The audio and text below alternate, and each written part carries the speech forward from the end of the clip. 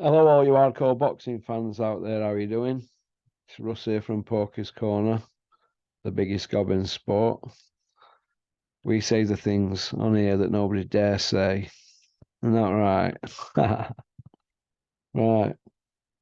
Big shout out to Spartan Demolition.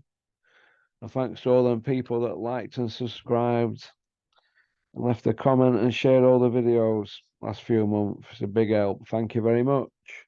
Right. Steve Goodwin's putting on some good shows, I'm hearing. That's good, isn't it? One of boxing's nice guys, Steve Goodwin. You don't get enough credit.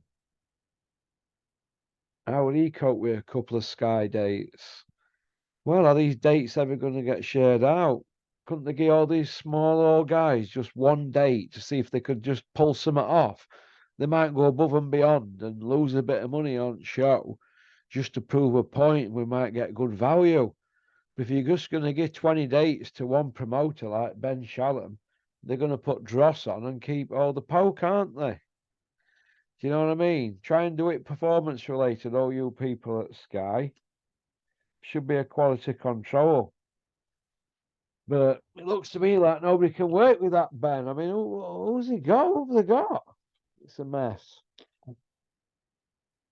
Carl Frampton going on about McGuigan's. They were going on, taking all the friends on expensive sunbeds in America and beautician rooms and all sorts of stuff and charging it to his expenses and that. If that's true, and we don't hear from McGueen's. If it is, it's in bad taste, isn't it?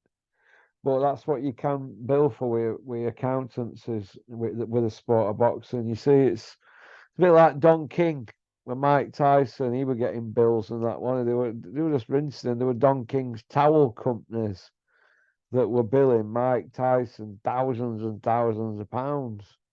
What? They were his companies just ripping him off, or companies he had in his pocket were just billing Mike all sorts. And when they had an audit, King had to settle out of court, didn't he? Let me know your initial thoughts on that. Guy Nicholson says she wants to be face of women's boxing. Well, she's going out with one of the right men to do that, isn't she? Eddie Hills, the 6-0 Iceman from Billericay, four by way of. The only footage we've got is him knocking Spotty Frank about, the switch hitter from Brentwood. Isn't that right, Spotty? Spotty Frank. But hey ho, Spotty Frank's gone all plastic Essex gangster, hasn't he? He's gone all, I don't know, he's gone all Carlton Leach, hasn't he? He's gone all big OG on us.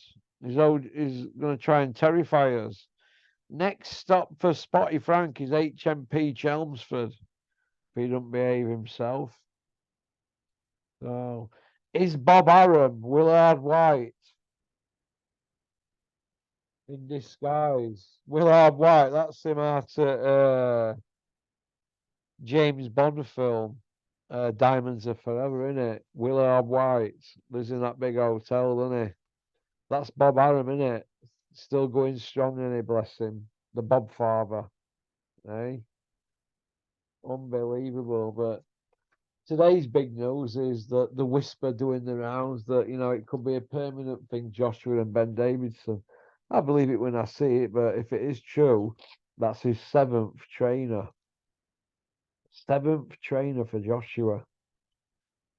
That is unbelievable. That is a man that doesn't know what he's doing, or Robert McCracken got the best out of him for what his ability is, but he realizes that he needs better ability to beat your Useks and your Tyson Furies and maybe even your Zangs and Wilders. He's realizing that Wilder's probably just a bit like him, just got power. Maybe Joshua's got a little bit more to his game than Wilder, but Wilder's more power, hasn't he? But Joshua needs a bit more to his game. He couldn't get it with McCracken and Tony Sims, or Tony Sims, because he trained him, didn't he, at the beginning? Tony Sims. But I don't know. I don't know. It's a bit of a who done it in it with Joshua. Can they glue him, put him all back together again, Humpty Dumpty? I don't think they can. Maybe you should let Isaac Lowe train him, aka Bamba Gascoigne. That might be a good one if they get Isaac back on job, won't it? I just feel that Anthony Joshua needs to get a move on, but seventh trainer if he's with boxer size, Ben Davidson. But then if he don't feel that he ain't got it in a fight, if Ben's training him, then what? I mean, what we're going to do? Keep changing trainers all the time. Sooner or later, you've got to look at yourself and say, this is it's me. It's down to me. He needs a mental coach, right? He needs to know when to put his foot on gas and when not. It's all right being fit enough to do the 12 rounds. When he gets in there, he can't do them because he's blowing and it's all nervous energy. It's like the marathon runner that goes to Chris Smedley's gym. He's a 3 hour marathon man, so that means he's a fit bloke. If you're running marathons regular under 3 hours, a marathon, you take him on pads, he's collapsing after 4 3-minute rounds, collapsed on floor. That's 12 minutes.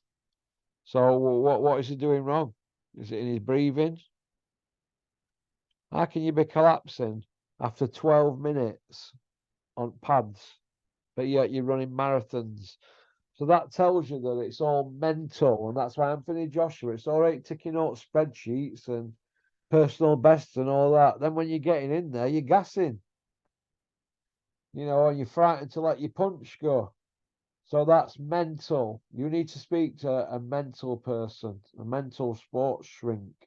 That's what you need, Joshua. And let's get you into a situation where you can pace yourself properly, and then you can let your hands go because you've got all the attributes, but it's a bit like having two race cars on track. One's a lot better than other, but other one's got a really good engine. It's got about 70,000 mile on clock. That's Tyson Fury in his V12 E-Type Jag. You look at him, you think, yeah, he's all right. And then you look at Joshua. He's in Lamborghini, isn't he? With all high-tech stuff and flappy paddle stuff and all that nonsense. But it's got a few engine problems, a few electrical problems coming from brain engine to the engine. These electrical problems and the car's not running right. So it's not going to beat the E-Type, is it, if that's running perfect? Because we won't be able to finish the race.